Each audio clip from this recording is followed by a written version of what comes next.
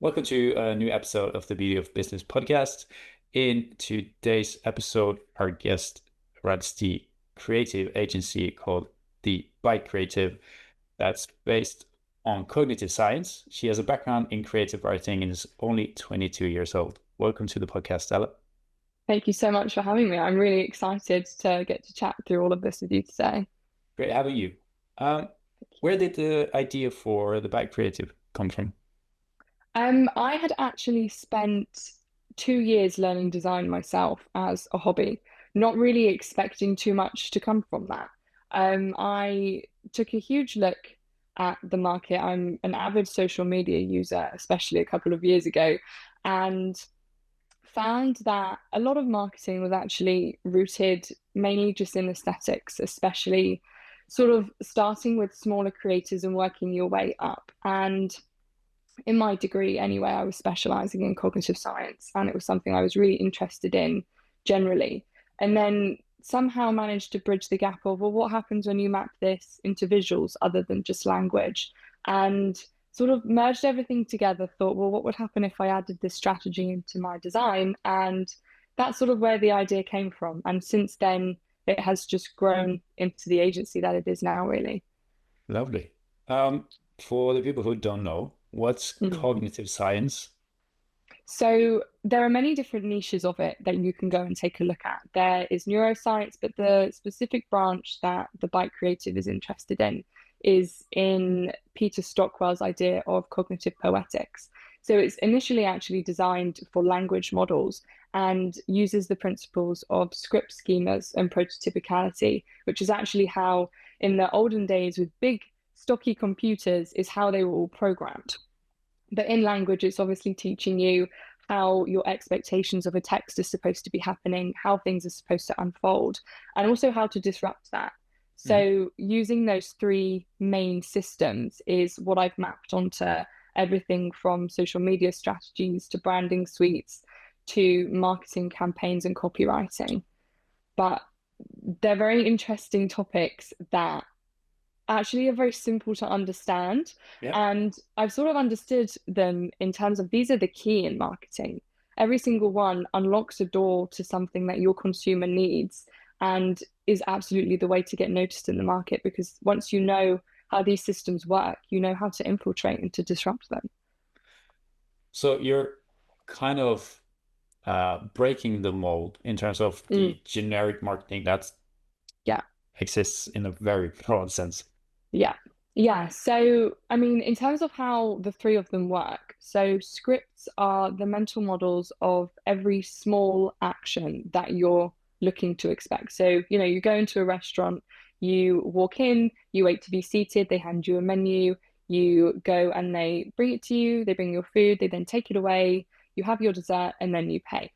So that script can be translated into everything from how does that work in your industry? How are you expecting your product launch to go? What are people expecting from your marketing systems?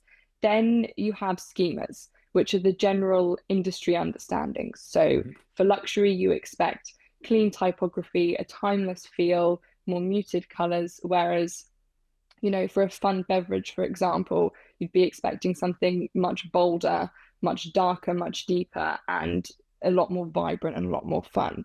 So, prototypicality sort of is this third map that brings these two together. And what I'll give you for this is I'm going to give you a prompt and just say the first thing that comes to your mind. Don't think Okay, about it too I'm much, ready. okay? Um, think of a fruit. What is the first fruit that comes to mind? Apple. Yep. So people typically say apple, orange, or banana. And only 1 in 20 times is this going to fail. And it's a great example of prototypicality, which is what is a good example in the industry. So, a good example of a fruit is an apple, or it's an orange, or it's a banana. Yeah. Then you have secondary prototypicality, which could be something like a pineapple or a grapefruit, for example. And then you have the peripheral, which is your tomatoes and your cucumbers and all of the strange things that you go, I'm not really quite sure if that quite fits. And the key with what it is that we're doing at the Bike Creative is we take a deep dive into what is the good example of the prototypicality of your industry, what is everybody else doing and Yeah. expecting, and then we sit in the secondary.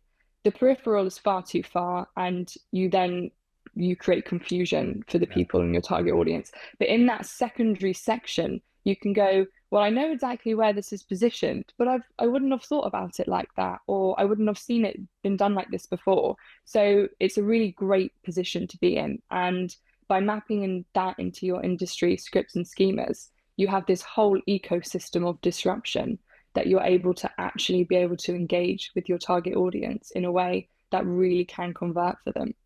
That's you really speak my language because Yeah. like we talked about, like my background is in the luxury watch and jewelry space as well, Yes. and it's a lot of the same kind of Mhm. advertising. Everything looks the same, feels the same, the Yeah. language is the same. So it's kind of how do you stand out from that Mm. while still remaining in the category? It's Yes. it's beautiful. Yes. Do you have any? I'm putting you on the spot, but do you have Mhm. any good examples of brands who are good at this? Mhm. So, I mean, in the beauty space, Rode is well known for their sensory marketing, which in itself is disruptive in the beauty space. You've combined two things that do not go together. You've got these chemical products, Yeah, and yet you're making consumers really hungry for them in a way that goes much deeper on a cognitive cue than just, oh, this is very aesthetic and pretty, which it yeah, is too, but it also has that substance and that weight that a lot of brands can fall into the trap of not having. So I think Rode is really fantastic in the beauty space for that.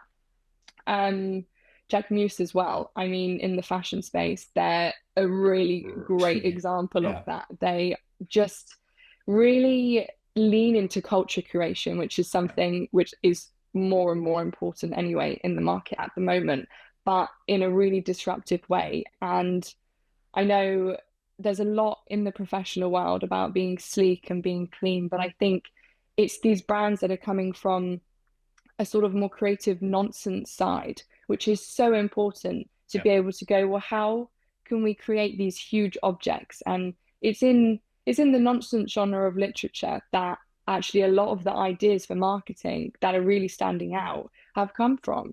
In that genre, you're looking at things changing to huge sizes or being really minuscule. And we're seeing that in handbags, in beauty, we're seeing that in beverages, in products. And you can really see how the cognitive linguistic side of taking these genres and these schemas of things and mapping them onto the actual marketing campaigns is creating a storm for consumers going, well, I've never seen that before. I'd love this really tiny handbag that I yeah. can't put anything in because it's this world they want to be a part of.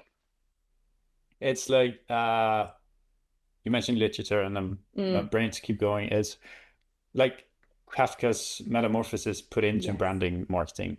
Um, absolutely. it's brilliant. Um, Yeah. your model is a bit different Mhm. than a lot of agencies.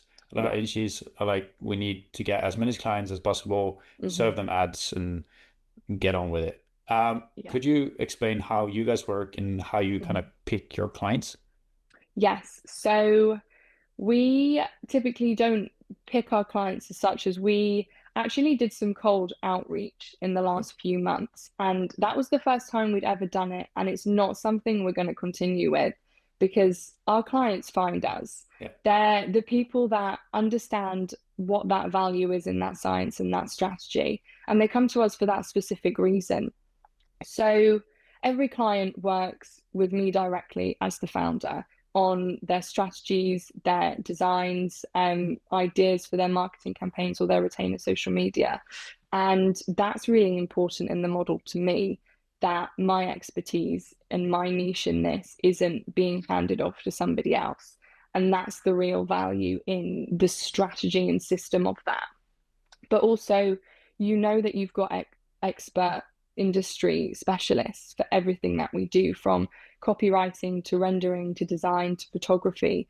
There is everything available to you, and yet you don't have to lose that niche strategy that you may if you don't work with the founder.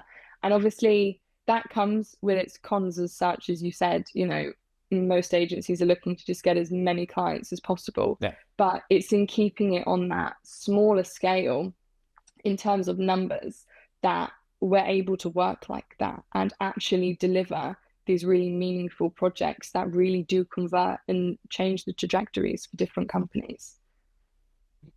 It's a really interesting approach because, like I said, most agencies do kind of the other route, and we're seeing like some like we are trying to be boutique in terms of like luxury premium products, but Yeah. we also do like the advertising side of things. Yeah. And I think it's very much needed, especially going forward, understanding the culture Yeah. and also kind of breaking the expected outcomes for brands. Yes. How do you guys, where does your creativity come from? That's a really interesting question. And I think it's very difficult to answer because there's never one specific angle as a creative that you get inspiration from. I guess a lot of my initial inspiration came from literature, and I've always been a very creative person from making things physically to, painting and reading and writing. But I think it's in this intersection of bringing different things together and trying different things out as well and seeing, oh, well, that's a really interesting combination. Um, so I know in both my undergraduate and my master's degree in specializing in cognitive science, with creative writing there, that I ended up rewriting fairy tales to my undergraduate dissertation in different forms. So, you had Snow White through shopping receipts and Hansel and Gretel as a recipe book. And it's in combining different things that don't usually fit that you usually get the answer to something that hasn't been done before and hasn't been solved before. And the exact same with the master's thesis of looking at different conceptual metaphors and actually really grappling with the problems of innovation and people that wrestle up against that and are trying to do something different, but for whatever reason don't feel like they can get to that different part of the process and what that's actually like to work with forms. And I think what's really important in marketing is the idea of form. How are your ideas taking form? How are your products taking form? How are your consumers' minds taking form about your company? And I think you have to have all of the small pieces of creativity of literature and exploring the world and speaking to people and collaborating to actually be able to come up with these different solutions that haven't been done before and actually do make a big splash out there. You mentioned literature a lot of times, and I'm guessing also because of the creative writing Yeah. background as well. Mm. I also read a lot. So, Yeah. what's your kind of favorite go-to books? Give us a top five, top five. Okay. Oh, top five. That's hard. I would probably say definitely if I need a bit of inspiration, it's always Lewis Carroll's Alice in Wonderland. There is such a fantastic way of looking at the world that I think a lot of companies, a lot of brands, and a lot of people generally can learn a lot from. It's a lot about play. And I think that's where the best ideas can come from when you're in that state of, oh, this is really different. Let's do it like this instead, or let's try this. Oh, well, here's the knock-on effect. What if we did that differently?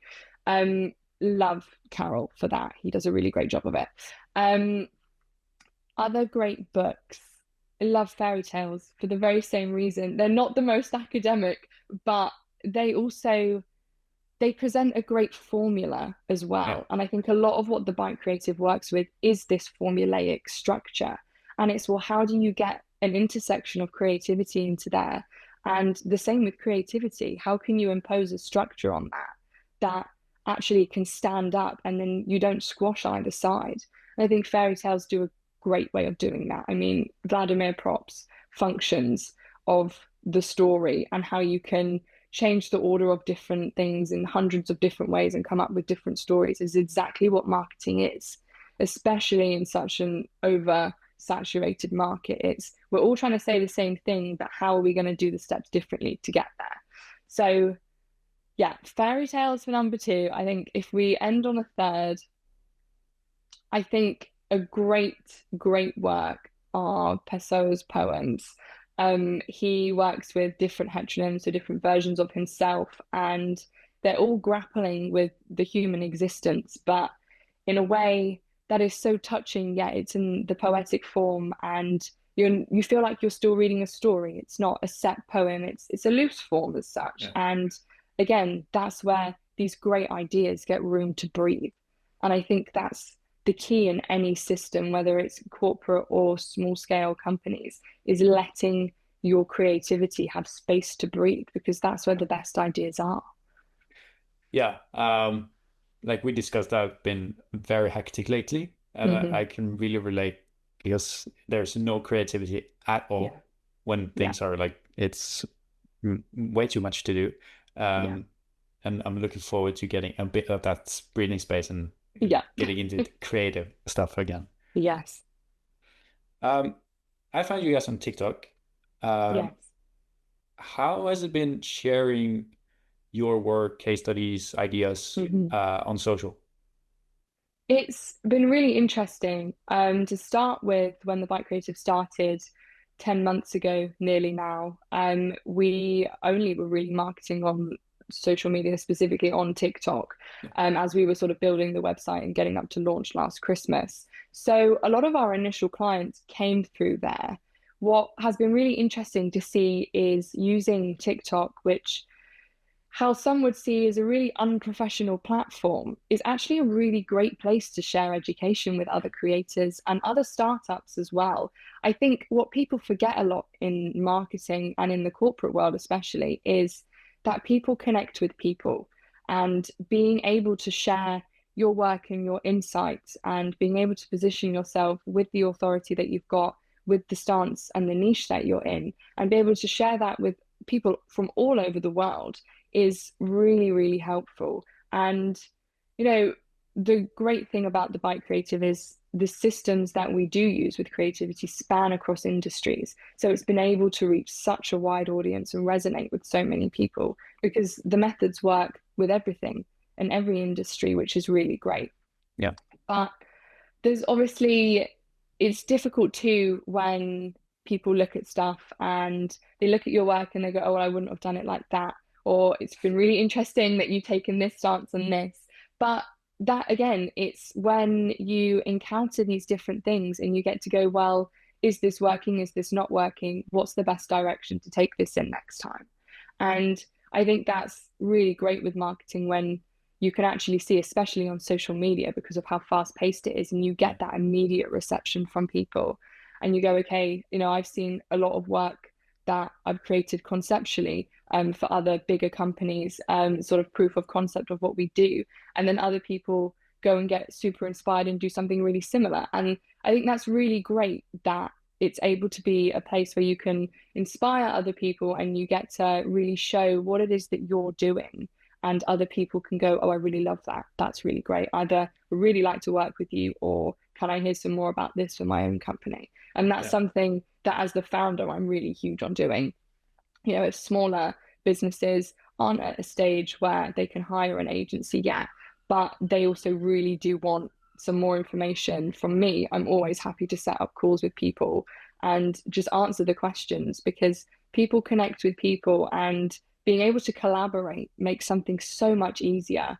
And just it's nice to know that there are other people that are also struggling with the idea of all this oversaturated creativity that's just being sort of churned out, especially with the rise of AI and the fact that so much is being churned out Yeah. and it's not always meaningful. And it's how do you navigate marketing in a way and in a world that is becoming less and less meaningful and less connecting? That's a really good answer. Mm, Um, how do you keep posting? Because mm, on this podcast, we've talked to multiple mhm, agency owners, founders, um, and all of them, or most of mhm, them, have been really good at posting for social. mhm, But it is a struggle to kind of keep posting, being consistent mm. with it, and also coming up with new ideas. How do you Yeah. stay consistent and keep posting? So that's a great question, because what I creating social strategies for clients that work isn't actually what I employ myself because it's very time consuming. So, I mean, for us on social media, for the Bite Creative, it's very much more showcasing what it is that we're doing and talking about cognitive science Yeah. and sort of more concepts of, well, if we were creating a fintech brand and we were doing social strategy, what would that look like? You know, if we were going in and creating an internal ecosystem for a company, what is that going to look like? For clients, it's more, what are your content hooks? What are the hashtags that we're using, which now on Instagram mean nothing? So it's always important to remember. You know, what is the visual direction? What series are you starting? Because when you position yourself from a place of authority and from education, it brings people in, and it also is a really connecting factor that people can learn from what it is that you're doing, even as a company. So that's really great. And I guess from our perspective, what it's like to be posting, there are many different, you know, sort of apps and platforms that can Sure. do it yourself. But from my experience in that, I never advise that to clients because your engagement just drops. And it's really an interesting phenomena that, you know, even things like TikTok Studio designed by TikTok, and you use that, and it's as if nobody is seeing anything that you're putting out there. So it is hard to balance, but it's also really worth it. And I think really loving what you do is really important in that too, because otherwise, creating that content, creating those videos, and pushing out that content day after day is just exhausting. Mhm. So I think really loving what you do, and you just have to be consistent with it. Yeah, that's Yeah. that's the main kind of concern is Hmm. staying consistent. Yeah. I think for a lot of founders and especially agency owners, the organic content way is Mm. a really good way to go in terms of Yeah. getting new clients and kind of Yeah. showcasing your work, like you talked Mm. about. I think the issue for most people is either they don't really like social media and creating Yeah. content, Mm. or they are consistent but they don't see any results, Yeah. which is then you're just a creator, not Yeah. kind of bringing business in. Yeah. Um, how do you actually kind of pivot your content to be both educational Hmm. and actually bringing in leads? So arguably that is just all in the strategy. So how we design social media strategies at the Byte is we first do a really deep dive into the target audience psyche. So we're mapping out, what are your industry scripts and schemas? What are your target audiences scripts and schemas? Hang on one second, sorry, this is falling out my ear. What are their target audience scripts and schemas, and what is the general look at everything that they're experiencing, from their habits to their lifestyle? How is this helping or hindering their expectations and trajectory of what they want out of their life? And what are their habit cues? What are their cognitive cues? And what are their visual cues? And that is really the basis from any project that we take on. But it's super important for a social media strategy, because then that's going to be informing what content hooks we're putting out, you know, what monthly campaigns are you going to need to be running that are actually making a difference and really connecting? What is your copy style? What is the tone of voice? You know, what lexical fields do you need to be working in? You've then got the problem of actually what is the content that you need to be putting out? Is Yeah. that reels? Is that videos? Is that static content? You know, what do the backgrounds need to look like on that? What type of interface is that? Are you going to go with an iOS stance for tech? You know, are you looking for muted colors in wellness? How is it that you can position yourself completely differently in your market? And that's the job of the Byte Creative, to find those sort of what looks like small holes in the market. And rather than sort of pigeonholing a company in there, we just draw a line over everything and we go, here you are, you're right on top of everything else, and you're in your own category there. And as long as you have that target audience and that really important report from the cognitive standpoint, you're able to just position people in their own category, because you know it's going to be converting, you know it's going to be resonating, and it's going to be making an impact. I mean, a great example that we had of this was for a product brand. We did their branding and their visual suite, their brand narrative and copy, and then went in with an in-depth social media strategy. And they were launching a clothing brand at the time. And in their first 4 weeks, they sold out their first connection and immediately had over 100,000 views just on Instagram alone, let alone that other social media. And it's always great to see the proof of that concept and go, okay, so when we're actually really deep diving into all of this and then mapping out what it is that needs to be connecting people with people, and then it pulls off and you go, well, that's exactly why I do the job that I do. We're gonna pick your brain a bit Yeah. because these things are extremely interesting. And Mhm. like we talked about, it's a different kind of approach to the branding and marketing. Mhm. How do you actually do kind of the research to figure out Mhm. what these schemas and scripts are Mhm. in a particular niche? So it takes about a week from start to finish to get the full report. It Mhm. typically comes in between 1,500 words and it can go anywhere up to 5,000. It depends on how how big the project is too. How Okay. much do we really need to know? If we're just doing a branding suite, 2,500 is going to be enough for us to be able to make a really well-informed decision.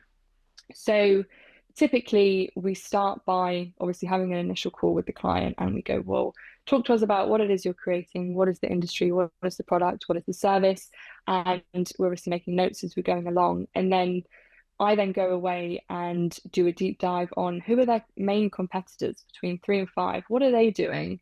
What are people liking about them? What are people not liking about them? From a cognitive standpoint, what are their visual cues? When are they posting? What rituals are they creating in their products?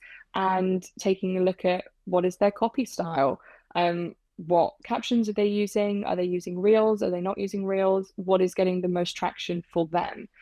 And then the most important part is taking a look at much wider people in the industry rather than just the competitors and going, well, what is everybody else doing? And that can be anywhere from sort of up to 10 to 50 other companies in the industry and taking a proper look, doing the exact same. What is working for them? What habit cues? What rituals are they creating? And then you sort of get a general overview of the current sort of landing of the market there.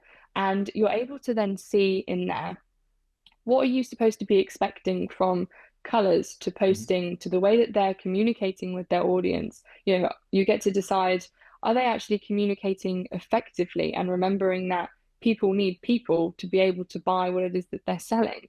And you then get that schema and you get to see what that industry is looking like and what their target audience is looking like. You get to see who it is that they're selling to, and you can go in on many different places and find out revenues and projections and sort of all of the nitty-gritty marketing side of it and map all of that into the target audiences as well. But also that's something that's really available to see on social media and what are their websites like? How easy Mhm. is it to get in contact with them?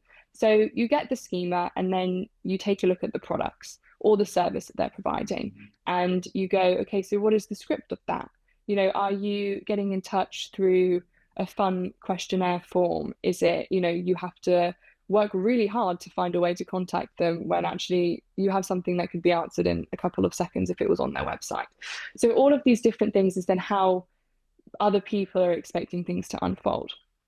From there, the report then sort of concludes with, well, how do we get you into secondary prototypicality then? How Mhm. are we using everything in the new script and schema report that we now know about everything we've just found out? And how can we distill that down to have you in your own category of one in the industry? And it's from there then that you sort of have a roadmap for everything from who you are, your marketing to, what your industry looks like currently. What are the projections in your industry? How could this look in 5 years' time? What's really important in everything we create is that you're not just stuck in, oh, well, we've launched, but this might now change in 5 years. We like to create things that are scalable and can be used again and again and that grow as companies grow as well. So in all of this report, then it all just gets distilled down into this roadmap. And we then inform everything from the way that the logo looks to the way that the copy or the house style sounds to what the social media strategy needs to be.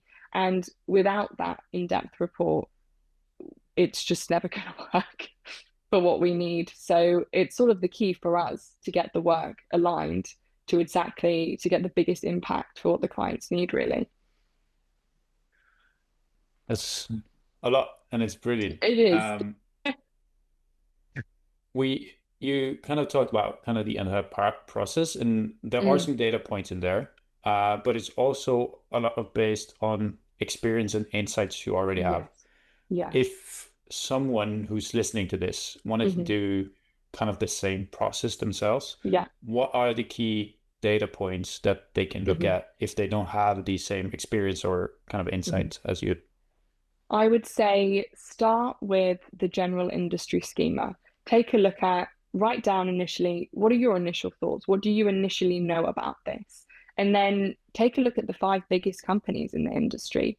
What is it that their general sense is giving you? What are you sort of expecting from them? And have they met those expectations? Have they disrupted it? Are you surprised by an element? And write all of that down. From there, I'd say then start mapping the industry scripts. It takes a lot longer than just looking at a general schema, but this is where the real value is once you know that, because you can then see what is the buying process like, what is it that their social media is doing from, a set period of time, whether that's you look at all posts from over a month and how are they structuring that from person clicks on their profile, then, what is in their bio, are people clicking through? Do you want to click through? Is that doing the job that it's supposed to do? Is you're scrolling through their posts, are you thinking, oh, well, now I'm going to save this? Well, what made you save that? Yeah. And that's part of the script. And then once obviously you know the script, you can go in and choose a point where you can go, I'm going to change this section of the script and let's make this part the disruptive and unique section of it. So once you've got those two, then maybe don't think of prototypicality as a long scientific word, more as just, is this is this a good example of what the industry says it's doing? Mm.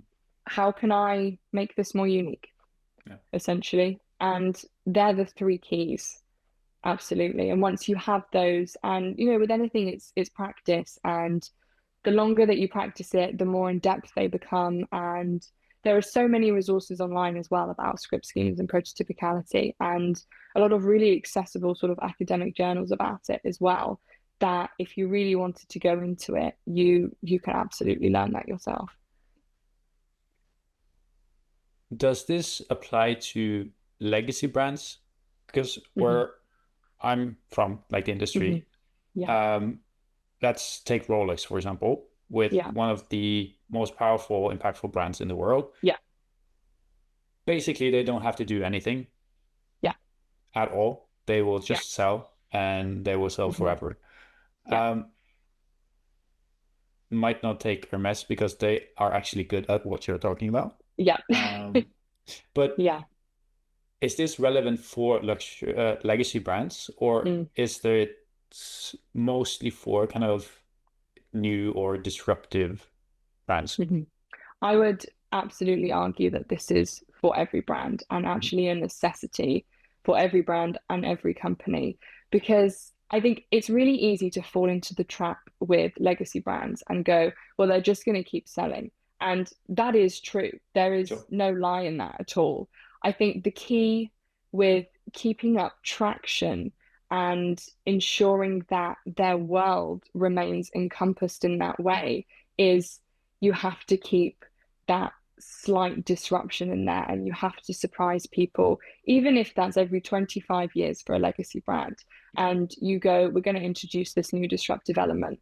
But to be able to build into that, you still need to have all of the cogs in there. You still need to be able to have that strategy rooted in those three keys. Because if you don't, even there's a possibility that having that legacy, whilst they're going to sell by themselves, you could lose new customers too. That's true. I'm just laughing because I'm thinking about Rolex and Yeah. like in all the groups and Hmm. the discussions, and you mentioned 25 years, and I think that's about the frequency where they actually do something Do new, something. or Yeah. yeah, and then it's just we put the crown on the other side, so it's a left-handed Yeah, watch, and that's it. that's it. Yeah. But I think, it's really interesting, like discussing mm, these kind of legacy brands because mm, everything is replaceable, yes. but they also have such deep roots as well Yes. that I don't think they're going anywhere. But yes, the new Yeah. customers are obviously more prone to Mm. selecting different type of brands. Yeah. And that's all about culture curation, Yeah. right? They've created these worlds, and it's about keeping those people that are already there inside enough, and it's about bringing more people into them and making that enticing enough.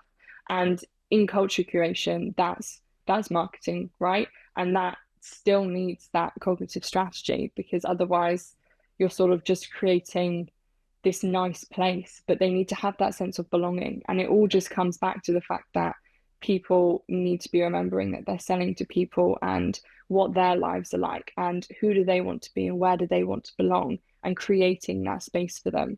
And I think there's been such a rise in consumerism, but especially consumerism that's rooted in this culture Yeah. curation, because we're becoming a much more isolated society, and being able to feel like you belong to a company or you can interact with the product and really feel like you're a part of something is so important. And I think that's something that brands need to be leaning into much more.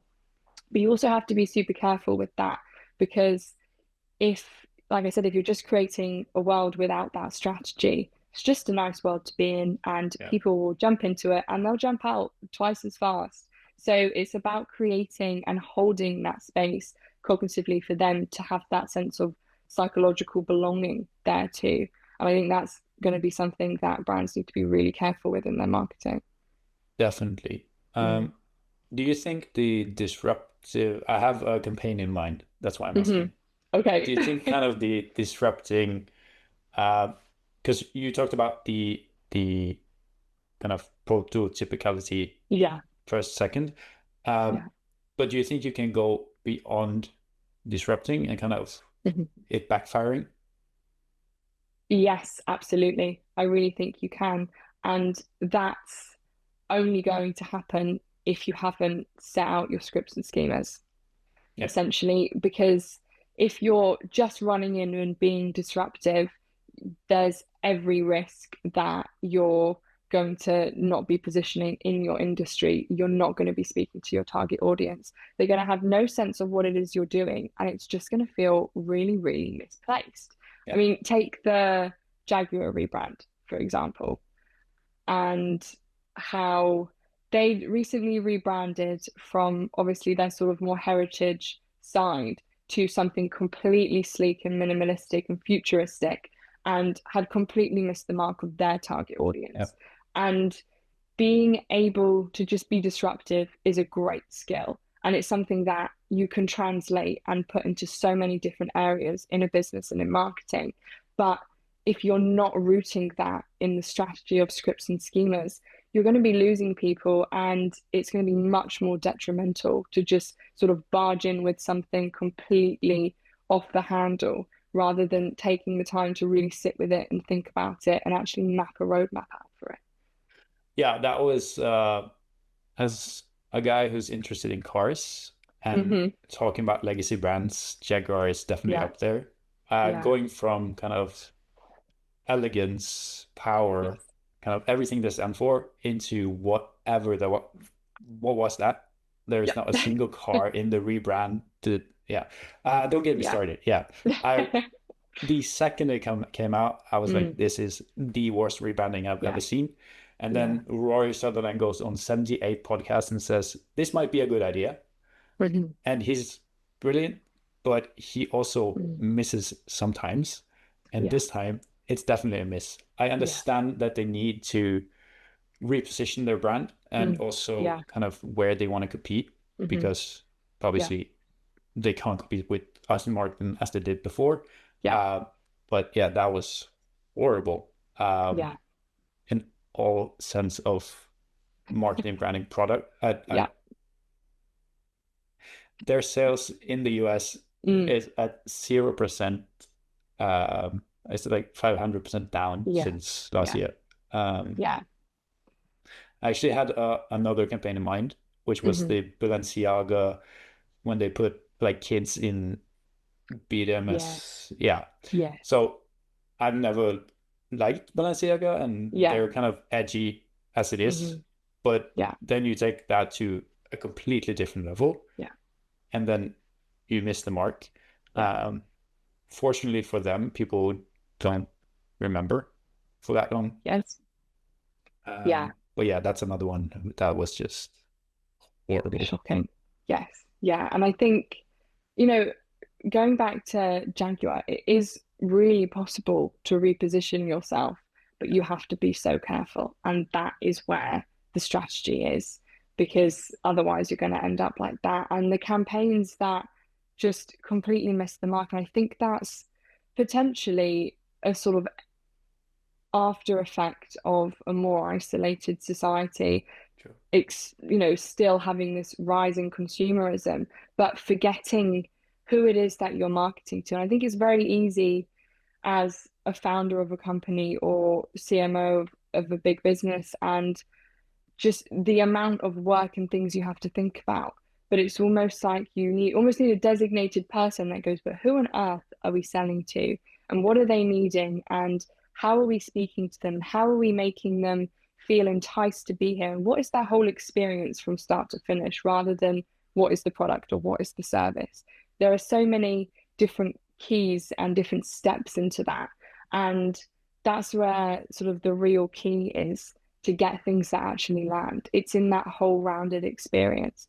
And I think that's the joy of companies being able to hire an agency and actually have somebody that comes in and goes, okay, well, what is the whole experience of this? How can we make this better from start to finish, in the middle, forwards and backwards, behind, up and down, from a full 360 scope of this?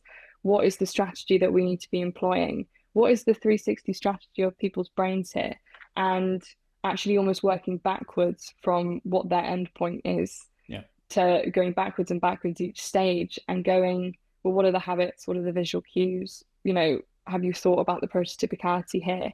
And I think that's the real value in what it is that the Byte's doing. We're able to take that step back for companies and actually help them reposition and fit exactly where they need to be in the market. Yeah, because what I don't understand, like on the Jaguar rebrand, is exactly kind of the process of everything, because they Yeah. hired a creative agency, which Yeah. obviously most creative agencies have some sort of profile as to Yeah. which clients they work with, how they produce work, and kind of Yeah. what direction that creative goes in. Mm-hmm. But for them to hire that agency coming to Jaguar with that plan for the entire Yeah. rebranding, and then it goes through every level of Yeah. approval and production, and then goes Yeah. live. It's so many mistakes along the way. I Yeah. don't understand how they actually went through with the entire thing. Yeah. And that is a very unanswerable question when you see what the output is. That's Yeah. so far from who they are and the message that they've been putting out for decades now. And I think the key is being very careful about making sure that the agency that you've got is entirely aligned on what it is that you're doing and who you are too, who your Yeah. consumer is, and actually making sure that you are somewhat involved in that. It's one thing to have an agency then deliver something to you and go, well, here's our first iteration. What are your thoughts? And go, yeah, that's fine. It's your job to do that. But actually it being a collaborative process, the agency's taking the heavy weight, and you get to come in and go, okay, so, this is what we could change here, here, and here. And it's the agency's job then to get their clients' creativity going. And it's not an easy job, but it's completely vital in you being able to deliver exactly what it is that they're after, that actually speaks to the target audience that they are trying to hit. Let's get into the state of marketing. What's your current take on how marketing is looking these days? Obviously, we know your background and what you're trying to do, but what's your take on the current market? I think it's very interesting. We're seeing a lot of different things in many different ways from many different angles.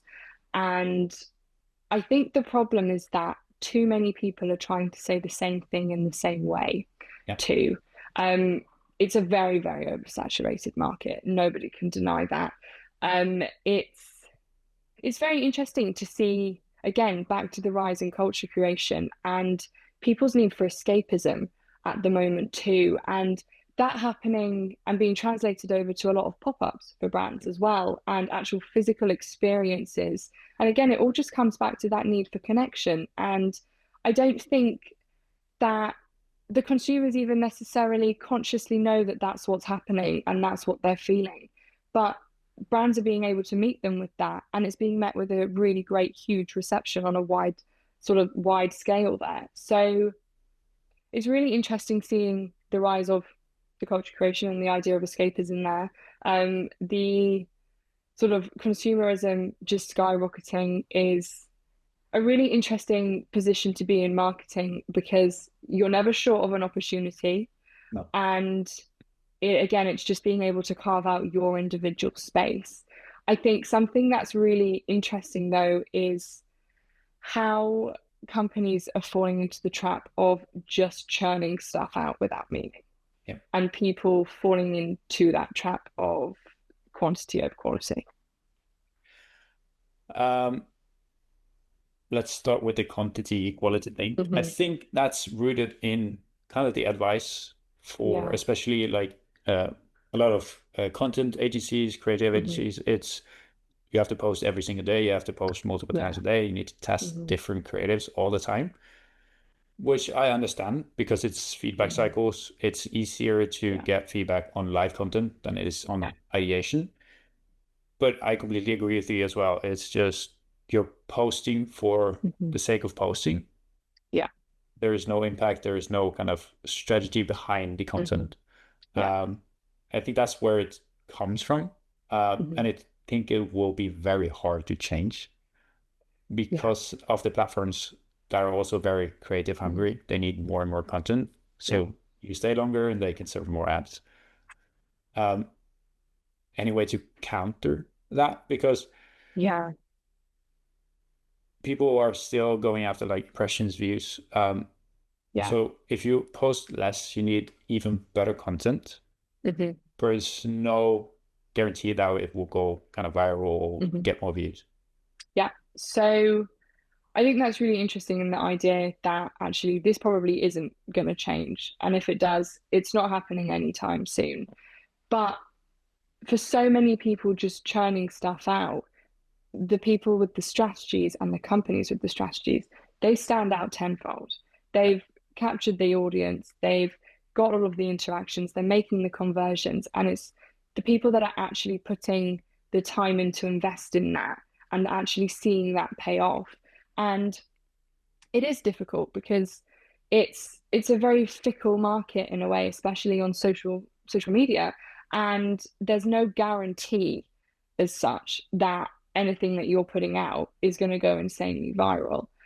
But having that science strategy again is it's rooted in people and the actual data of people, which sort of at least gives you a head start on everything. You know you're exactly in the right direction, and then it's just consistency is key for that. And it's really interesting to sort of see the quantity of things that are being churned out and seeing companies who are just putting out more and more and more for the sake of things just going out and sort of being seen by people, and yet it's not making any impact. And from the Bytes perspective, taking a look at that and going, okay, well, I can see what you're trying to do, and if you had the script here, this would be able to work really well, because then you'd be able to position this as a disruptive part instead of this. But right now, you're just churning stuff out and you're not getting much more than a few bits of traction for it, and you're wondering why it's not working. Very true. I want to go back to the physical aspect. You mentioned pop-ups and physical events, which people who've listened to this podcast probably done with me harping on about physical. But I also think kind of that's where we're moving, and we are seeing it more and more. Kith just launched in New York in collaboration with, I don't remember, it was a hotel and another brand. The Members Club, it's way too expensive, Yeah. but it's people like belonging to Yes. something, getting out, being in physical space, and actually Yeah. interacting with brands Yeah. physically. We're also like the goal for us is getting into the physical aspect of things, getting Yeah. into like events and arranging Hmm. pop-ups for the brands we work with. Um, I really, really like the idea, and I'm Hmm. seeing more and more proof that we're going in that Yeah. direction. Hmm. For smaller brands who aren't Lacoste or Kith or Hmm. whoever, how can they take advantage of that? So I think the key is if you've already got the audience, or at least a big enough audience to host the pop-up, you're already halfway there. From there, it's more about that intersection of how do you make something really beautiful that people want to go to and can be in awe of what it is that you've created, and how can you make them feel important there? How can you present your company and your product for them rather than they're buying from you? And that's really the key in positioning from, say if it's an evening, what is the structure? How are you hosting that evening? Are you having speakers in from sort of the production side? What is the plan with that? And how do you merge sort of a disruptive form as such in a pop-up, from draping sheets, for example, and having something look very enticing versus just sort of having a stand somewhere and that being sort of good enough for the time being. And it's how can you position something in a way that is entirely unique and captivating, but actually for smaller scale companies, that doesn't take too much work and you don't need, a huge event planner and you don't need to invest, hundreds of £1,000s in this event. And I think the key is in the small details then. It's in the intention and being really intentional. And like I've said so many times, it all just comes back to how are your people feeling? How are your target Yeah. audience wanting to be sort of received by the company? And how can you make that a reality for them? I'm really looking forward to kind of more interesting creative experiences, Mm, physical experiences. yeah, And like I said, we see the biggest brands in the world kind of going mm, really hard on that right now. yeah, So I'm interested in like how smaller brands can figure it out. And yeah, there are a lot of run clubs and pop-up coffee yeah, shops, whatever. yeah, But like more creative mm, experiences. yeah, You guys have done some conceptual out of home advertising. yeah. What are your thoughts on out of home advertising in 2025? I think it's a really interesting concept. Um, I mean, take it on a purely linguistic level, they're out of home. People spend a lot of time in their homes Yeah. and we're inside a lot and we're on our phones a lot. We're very much inside, outside on the digital world. And it's linguistically in that the whole concept is, well, how do you get people having an experience that they're outside of something that they're familiar with, but also it's not too uncomfortable? And I think that's the key in the rise in disruptive and surrealist marketing. It's, well, how are you creating something that takes people out of where they are? How are you actually connecting with them and speaking to them in a way that changes the way that they live their daily script too? And that's the key. How is their daily script being impacted by you for the better? Yeah. Because I'm looking more and more at creative and actually really good out of home campaigns, Hmm. Yeah. which for most people, it's probably overpriced. If you've been in Hmm. industry and kind of looked at the pricing for out of home, depends Yeah. on who you go to, of course, but Yeah. it's really expensive. Mm. But with like the right campaign and right creative, like you're saying, it's really interesting. Plus, you get the benefit of people actually sharing online, and you can Yeah. also use it in your content online as well. Yeah. So it's very interesting in how we could use that nowadays. Mm. Yeah, I think it's very much good marketing is seen and Yeah, great marketing goes really far. that's Yeah. very true. Future of marketing, Yeah. where are we going? Great question. I actually somewhat worry about the future of marketing, as not as in it won't exist, because Oh, there is always a need for marketing, especially in oversaturated markets like we have in every single industry now. I think the problem is going to be the rise of things just being churned out for the sake of it, and people losing the core of what it is that they're supposed to be presenting to their target audience. And I think there will be a huge rise in poorly executed AI for the sake of ease. And I think that's a big concern in marketing, in terms of you're then losing your messaging, and it's for the sake of it, and you're churning it out for quantity. And if you're losing that quality, you're losing your target audience and their cues. And that's exactly where the downfall is going to be. And I think the key to keep marketing at the top of its game and where it needs to be, and the companies that will be doing that will be keeping everything super intentional. Their campaigns intentional, their copy, the way that they're communicating online and in person to their target audience. Everything is going to be rooted in a strategy that actually is going to be connecting with the people that they need to be. I think the future of marketing is uncertain in a way, because it can go in so many directions. And I hope yeah. that it does. And I hope that marketing is able to diversify so much, and there are so many different niches and more sort of angles to things. And, being able to say the thing that everybody else is saying, but in a way that's never been said before, because, everybody presenting a similar product and saying, well, this is going to be good for your skin, or, we're going to give you your cash back. And it's, well, how can you present this to them in a way that is in your voice? Because nobody else can say it in your company voice. Nobody else can say it with your brand narrative and who you are as a company.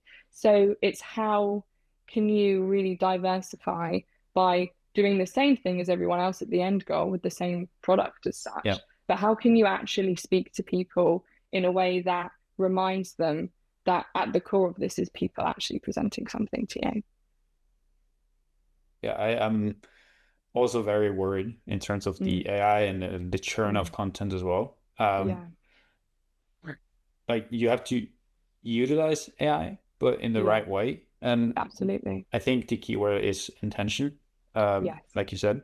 Um, Mm, I also think like going back to the dead internet theory, which yeah, everything's made of from AI and by AI yeah, for AI. yeah, It's going to be the next 5 years is going to be very yeah. interesting for Yeah, us. which is why I think those physical pop-ups and those actual immersive experiences are going to be done by the brands that are actually going to withstand that, because they're finally then rooted in people actually having to go somewhere and having to interact with other people and interact with the brand in a way that just taking a look at something that looks nice and has great messaging won't be able to do at some point. And I think actually the key to sustainably marketing in the next 5 to 10 years is going to be a combination of the two. It's going to be having these really visceral and sort of culture curating moments and these experiences for their audience, but also ensuring that their marketing campaigns are frequent, they're disruptive, and they're also speaking in a way that connects people. And I think it's going to be the combination of those two that's going to be able to hold the people that have sort of gone, well, I don't know about this other company, and then actually keep them with you Yeah. as well. Yeah. What's your absolute dream client? Mm. That's difficult, because I don't think there's just one, as there's never one industry that I just dream of working with. Obviously, the system works across all of it, which is what I love so much. Yeah. I think a client that is open is always great. I think it's always important as an agency to remember that your client might not be coming from a commercial standpoint on things, and they may just want it to look really pretty, and it's your job to be able to get their creativity going and get them on board from the very start to be open with you. So I think having that openness is really, really key. I mean, one of the Byte's favorite ways to do that is through our initial questionnaire. So we have sort of the main questions of like, what brands do you admire? What companies do you want to sort of look like, in the sense of who would you like to grow into in that type of system? But then it's things like, example, if your brand was a kitchen utensil, what would it be and why? And it's really insightful to have these really strange, nonsensical questions because one, it gets the client open to thinking about things differently. Sure. And it also allows them to sit with their brand. You know, in that moment, they get to go, okay, well, here's my initial thought on what kitchen utensil we would be. Is that really how we'd want to present ourselves? Is, you know, what is the best kitchen utensil for us? Like how are we actually going to be presenting to people? And what's really interesting is another one that works super well in getting clients to be open and thinking about their brand in a different way is asking, if your company was a musical genre, what would it be and why? And we had a really great one recently, which was classical with a little bit of rap in there. And whilst that may still sound like you don't get a big picture of the company yet, but with 30 other questions in there, Yeah. that's so much more insightful than, you know, we want it to feel traditional, but with really new elements. And you go, well, I'm not really quite sure what that means. But by rooting it in something that gets them to think openly about it, gets them to think creatively about it, you can then actually sit there with that answer and go, okay, I can actually visualize that now in relation to everything else that they've said. And I think getting clients' creativity going from the get-go is another key to working really well with people. You know, as a creative agency, your clients need, on some level, to be open to hearing some really interesting and disruptive ideas and being able to sit with them with you and unpick them and sort of workshop them for what they would like out of this as well. So I think the dream client is always open to collaboration on some degree, really. Yeah, that's really clever. I think I'll put some obscure questions Yeah. in the onboarding form as well, Yeah. to figure out a couple. Yes. That will help us. So you don't want to name drop any brands? I can't at the moment, no, which is such a shame. Yeah. Awesome. What is your goal with the Bike Creative agency? Mhm. I would love for the Bike Creative to just keep growing and growing, and that is just expanding into a bigger and broader client base. I mean, we've worked with clients from the States to Dubai, further in the Middle East, Australia, all over Europe, London, different parts of the UK. It's really sort of taken itself to different sections of the globe, which has been a really great proof of concept of it. I think in the future, I would love for this to be in the main continents of the world and it have its own space permanently there. Um, I would love to have more more people like me with the strategy and teaching this strategy to people. I'd love to, I mean, something that's in the works is getting some courses out to people that might not be able to be at the point of having an agency come in and do their strategy yet, but things that they can start to think about for themselves and teaching them those processes and, you know, how can you think about this in a different way and sort of opening their minds to those things. But I think just keep scaling and scaling and actually teaching more and more online as well, because that's where the real value is for brands. And, you know, it's one thing to be able to have clients come in and you create their strategy and you create their marketing campaigns, but be able to initially show them that proof of concept and the education and the thought and the strategy behind it is so important too. So I think it's just, I mean, a matter of scaling and spanning it really. I mean, it's only been 10 months. So I have some hope. Yeah. I see a bright future. Yeah. Thank you. We have a final question that Mhm. every guest gets, and the question is, what is the beauty of business to you? Mm. The beauty of business to the bite would have to be the diversity in it. There is no one set definition that fits these days for business. You have so many different people's, different sectors, different industries, different ways of looking at things, different ways of approaching things. And I think it's so great that everything is so diversified because too much is the same these days. And being able to take things from different angles is what is making the world exciting and keeping people interested and having those human connections. So it's got to be in the fact that there are different people and different angles out there, definitely. Lovely. Fantastic. Where can people find you? Who should reach out? So you can find us anywhere on our email, on our website, where you can just send us an email through a form there. You can find us on social media. Our handles are always at The Bite Creative, whether that's LinkedIn, TikTok, Instagram, the lot.